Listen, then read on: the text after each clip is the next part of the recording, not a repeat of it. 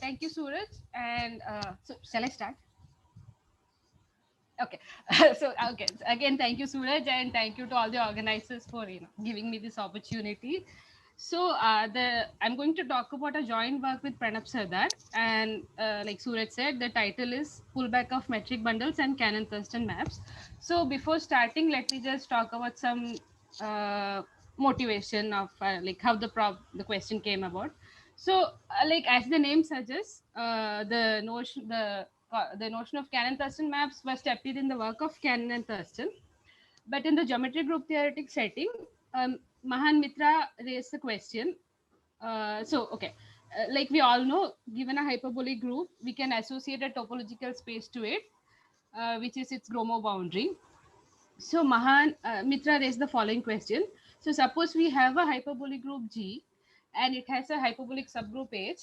Does the embedding of H in G extend continuously to their Gromov boundaries? So if such a map exists, so if we can find a continuous map at the boundary level induced by this embedding, then we call this map a Cannon Thurston map and we say that the map I admits a Cannon Thurston map. So this was the question raised, and so over the time this the existence of Cannon Thurston map has been proved in many cases, uh, but at the same time using a criterion that Mitra gave for the existence of Cannon Thurston maps, Baker and Riley constructed an example which basically answered this question in negative. They construct an example where the embedding does not admit a Cannon Thurston map. But we are still interested in the cases where Cannon Thurston map does exist. So one of the cases that was interesting to us was the following proved by Mitra. So given a short exact sequence of hyperbolic groups, if n is a non-elementary hyperbolic group, then the embedding of n in G admits a Cannon Thurston map. So from this question, we ask the following question. So okay, let me denote the map from G to Q by pi. So suppose we have the same setting, and if Q1 is a quasi-convex subgroup of Q, and you take G1 to be pi inverse of Q1, then does the embedding of G1 in G admit a Cannon Thurston map? So this was the question that we answered in this work. But what we prove is something a bit more general. But due to the time limitations of the talk, I am going to stick to answering this question. Basically the answer turned out to be a corollary of our main result, so I'll mostly be talking about this particular thing. Okay, so to answer this question, we use the notion of metric bundles and metric graph bundles, which were introduced by Mahan MG and Pranab Sardar in their work. So let me start with some definitions related to it. So first of all, metric graph bundles. So basically you can think of metric graph bundles as fiber bundles where the total space, base space, fiber are all metric graphs. So okay, let me just define it formally. So suppose x and b are metric graphs and you have a function f naught, then we say x is an f naught metric graph bundle over, okay, sorry, the like a condition on f naught is that it has to be increasing. So we say x is an f naught metric graph bundle over b if we have a surjective simplicial map pi such that for each vertex b of the base space, pi inverse of b, this has to be a connected metric subgraph with respect to the induced path metric, and we denote this pi inverse of b by fb. And also the inclusion of fb in x should be properly embedded as measured by f naught. What I mean by properly embedded as measured by f naught is that suppose take two elements in fb, say x and y, and if distance between x and y in the whole of x is less than or equal to some n, then distance between x and y inside the fiber should be less than or equal to f naught of n. So that's what we mean by proper embedding as measured by f naught. And another condition, let me try to explain the second condition pictorially. So suppose b and b prime are two adjacent vertices in the base. Look at their corresponding fibers fb and fb prime. Then any vertex in fb, let's call it x can be joined to some vertex in fb prime by an edge. So it's kind of like you're lifting the edge in the base space to edges in the total space. So this is what a metric graph bundle is. And metric bundles are like similarly metric bundles are fiber bundles where your base space, total space, fiber all are geodesic metric spaces.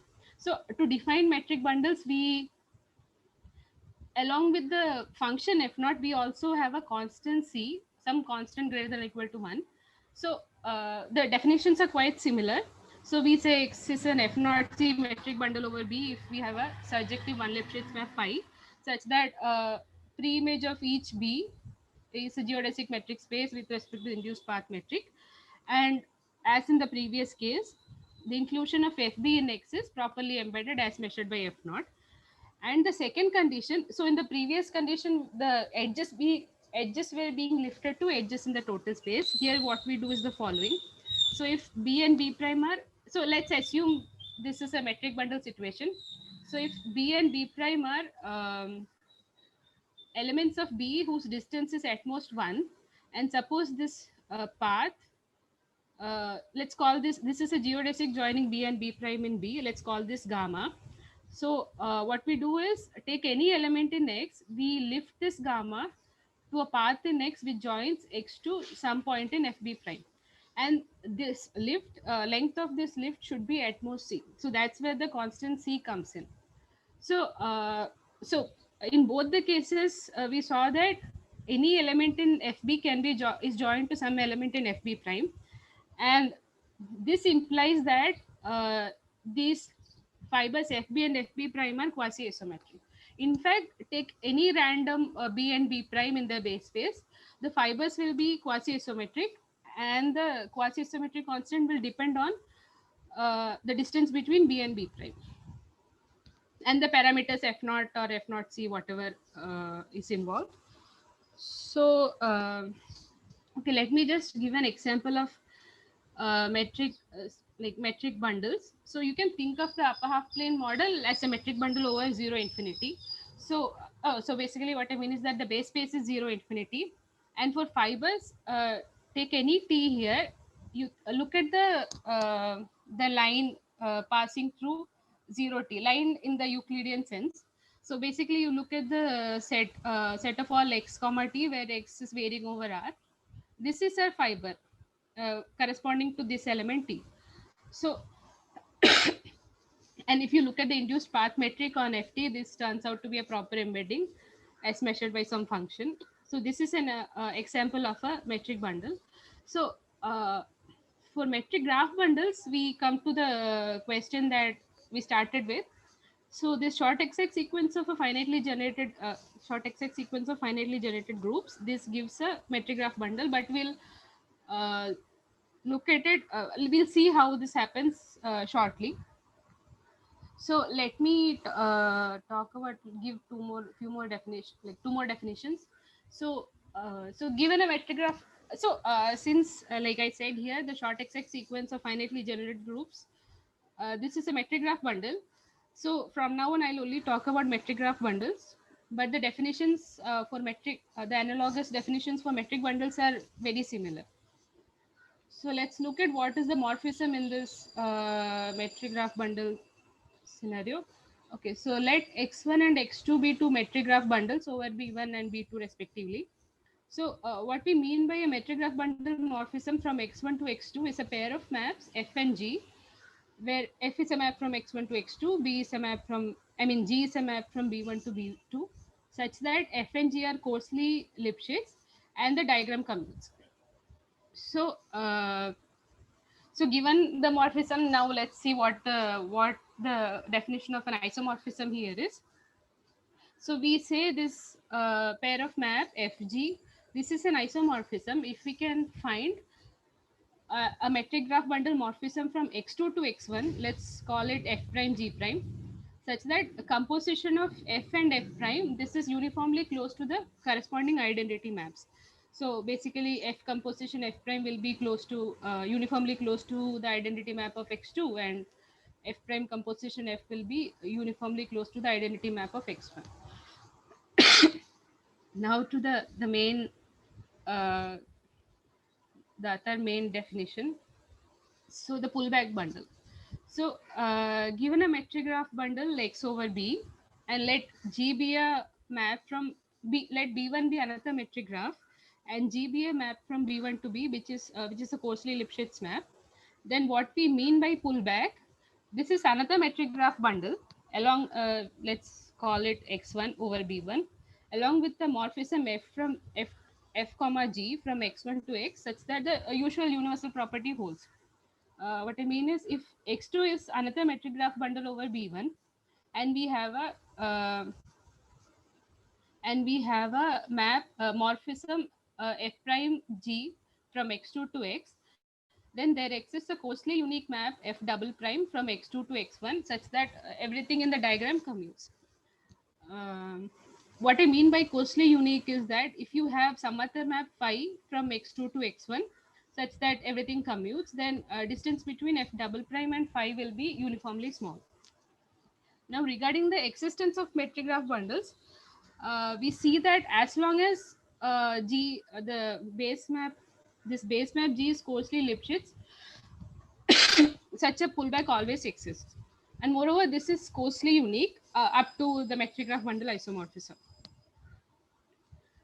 Okay, so let me just mention the main theorem we prove. So suppose X is a metric graph bundle over B, where X, B both are hyperbolic, and the fibers are uniformly hyperbolic, and also fibers are non-elementary. What I mean by non-elementary hyperbolic metric space is that the boundary has at least 3 elements. And the third condition we need is that the barycenter map is uniformly Coasley surjective. So now if A is a QI embedded subgroup of B, and Y is the pullback of X under I is the map from A to B, then we show that Y is hyperbolic, and Y to X, the embedding of Y in X admits a Cannon Thurston map. So this is our main result. So if we look at the like, now we'll see how we can associate a metric graph bundle structure to a short XX sequence. Then then applying this theorem, the result follows very easily. So so let's look at so given a short XX sequence of finitely generated groups, so choose generating sets of G and N, let's call it S and Sn respectively, such that Sn is a subset of S. Basically, we want the Cayley graph of N to sit in the Cayley graph of G, and take T to be pi of S minus identity. This turns out to be a generator of Q.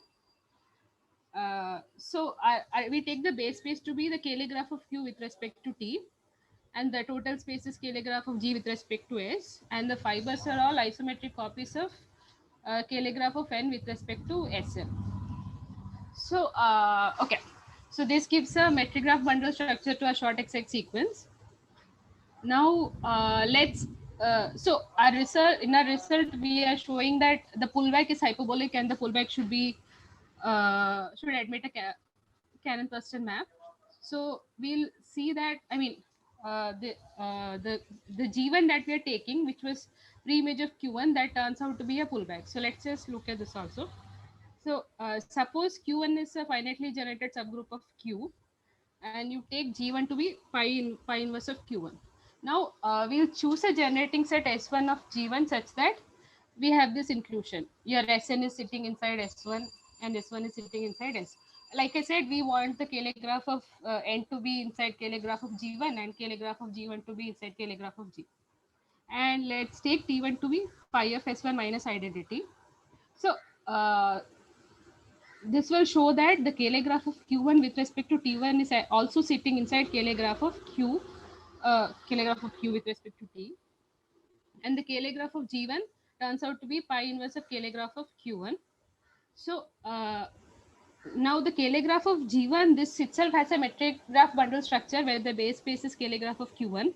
And in fact, we can show that this is a pullback of Cayley graph of G under the inclusion of Cayley graph of Q1 in Cayley graph of Q. Okay, sorry, I said Cayley graph a lot of times. So okay, so now let's go back to the previous theorem. So in our question we had a short XX sequence of hyperbolic groups. So our base space was Cayley graph of Q. So we know that Cayley graph of Q, so base space is hyperbolic, and our group G itself was hyperbolic, and the fibers were isometric copies of Cayley graph of N, which were also hyperbolic and also non-elementary. And the third condition, that co-surjectivity of barycenter maps is always satisfied, because in the case of groups the barycenter map is surjective. And we took our Q1 to be a quasi-convex subgroup of Q, and we can see that G1 is a pullback of Q1, a pullback of G under the inclusion. So the result actually directly follows by applying the theorem, but I just want to talk about the basic steps involved, which like this is kind of like the steps are kind of like rather similar for most of the cases where existence of Cannon Thurston map is proved. So just let me just mention the proof. So okay, first of all, unless we show that G1 is hyperbolic, there's no point in asking about the existence of Cannon Thurston maps. So the hyperbolicity of this group G1 follows from the work of Mahan, MJ, and Pranab Sardar. So in their paper where they introduce the notion of metric bundles and metric graph bundles, they actually show a combination theorem for metric bundles and metric graph bundles. So as a corollary of that, we get the following result in the group setting. So suppose we have a short XX sequence of finitely generated groups where N and Q are hyperbolic, and also N is a non-elementary group, then G is hyperbolic if and only if a flaring condition is satisfied. So I just want to mention what the flaring condition is. So so for any k greater than or equal to 1, we get these three constants lambda, n, and m, which depend only on k, such that take a geodesic in the base space with domain closed interval minus n, and let's call this geodesic alpha, and let alpha 1 tilde and alpha 2 tilde be their k qi lifts. What I mean by qi lift is that a qi lift, okay, what I mean by this is that we have a section map from this image of alpha to the total space, and the section map is also a k quasi isometric embedding. So since qi lift is a section map, it has exactly 1 point in each fiber. The image has exactly 1 point in each fiber. So alpha 1 tilde and alpha 2 tilde together give us a pair of points in each fiber. So let's in each fiber, let's join the images by a fiber geodesic. So this flaring condition is very similar to the flaring like very similar to basically like is pretty much same as what is given in the Besvina-Fain's their combination theorem result. So there they talk about a hallway flaring condition. So here this union of these fiber geodesics, this is the hallway in that setting. So now suppose we have this setting. Now if the length of this fiber geodesic, that is in the fiber corresponding to alpha 0, suppose length of this fiber geodesic is greater than or equal to m. Basically, if the middle fiber geodesic has a large enough length, then the length of the fiber geodesics have to flare exponentially at least in one direction. So if this is large enough, then the geodesics in this direction, like what I've missed, I have not drawn a lot of fibers here. So geodesics in this direction, their length increases exponentially. That is what this inequality says. Lambda times distance of this is less than or equal to maximum of length of this and length of this. So in this picture I've drawn that I've drawn this to be shorter, but it may happen that the flaring is happening in both directions, but we want the flaring at least in one direction. Okay, and the length is increasing exponentially. So this is our flaring condition. And okay, so we know that our group G, the one we started with, we know that is hyperbolic, which will imply that a flaring condition is satisfied. And it's easy to check that this, since G1 is pi inverse of a quasi-convex subgroup of Q, which is our Q1, The flaring condition is actually inherited by this G1. And the other conditions are satisfied for G1 as well. Your subgroup N, this is hyperbolic, and Q1 is hyperbolic since Q is hyperbolic, which will imply using this theorem that G1 is hyperbolic. Now, let me just quickly talk about the existence of Cannon Thurston maps. I mentioned the Mitra's criterion before. Let me just say what that is. So suppose X and Y are proper hyperbolic geodesic metric spaces, and I is a proper embedding of Y in X. Then I admits a Cannon Thurston map if the following holds. Given a point Y, there exists a non-negative function M, which increases with N, and take a pair of points A, B in Y such that every geodesic joining A and B lie outside an N ball around Y. Then any geodesic joining the images of A and B should lie outside an M of N ball around I of Y. So this is Mitra's criterion. So basically, existence of Cannon Thurston maps, the proof of this reduces to finding geodesics that satisfy this. So that's our technical core of our result. So in the work of Mahan, MJ, and Pranab Sardar, what they do is they construct a collection of paths. Let's call them CXY. CXY is a path joining the points X and Y. Sorry about the noise. Uh, they show that the paths they construct, they use some results, and the paths they construct, they show that they are uniform quasi geodesics.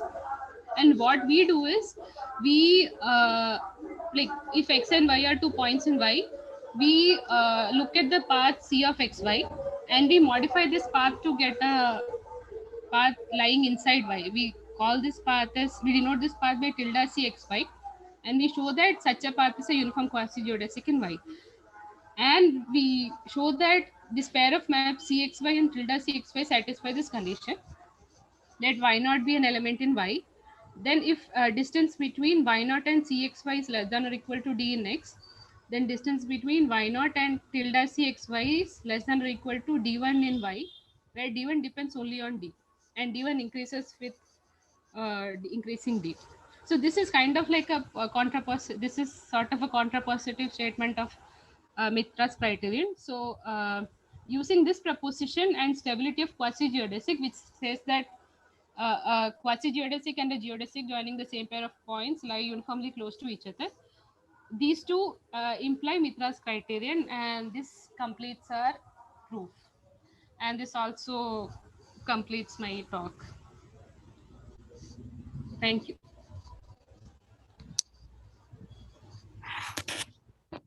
Let's thank the speakers. Any questions?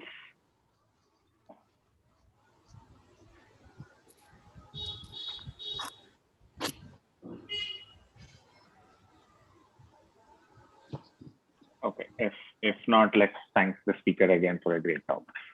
Thank you.